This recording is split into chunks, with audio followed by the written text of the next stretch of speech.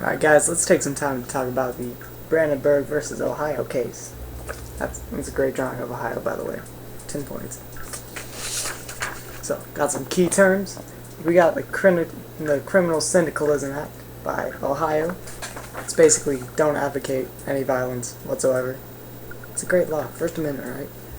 And then you got the Red Scare #1, where everyone's like, Russia. And yeah, they're terrified. So anyone starts preaching about communism, and we're freaking out. That's going to pop up later about some other cases related to this. So first off, you got Mr. Brandenburg right there. He invited a news crew to go attend a Ku Klux Klan rally.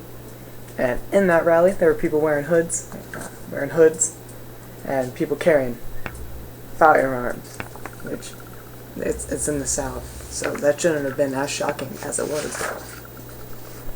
So, under Ohio's Syndicalism Act, Mr. Brandenburg is charged $1,000 and sentenced to 1 to 10 years in prison. In prison, he appeals to the First District Court of Appeals in Ohio. They say no. The state Supreme Court actually didn't even bother looking at his case. No reaction whatsoever. And the Supreme Court decided to overturn everything that they did in Ohio. So what does this mean? This means that, yeah, So they're not going to punish the abstract advocacy of crimes, says the Supreme Court. And it's important to note the Supreme Court issued this per curiam, which means no individual justice really said anything about it. They just sort of threw a what was the word?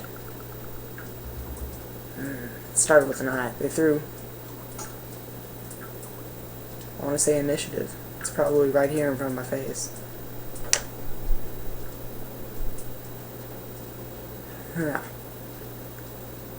Yeah. They threw it out to the states and didn't really give any heavy paperwork about it. It was just expected the states to follow it. Alright, so the effects of it. It overturned Whitney versus California, which was a case related to the first Red Scare, and the Ohio Criminal Syndicalism Act. That's an onion. You can't tell.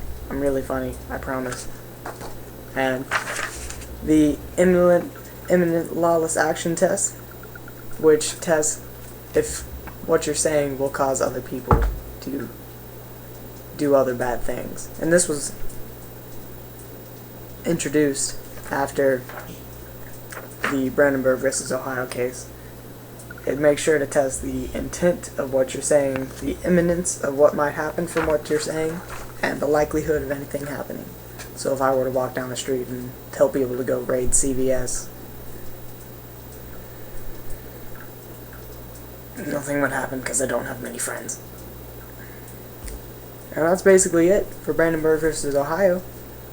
A little bit of a recap. The guy said bad things. Ohio didn't like it, and the Supreme Court told him to suck it up.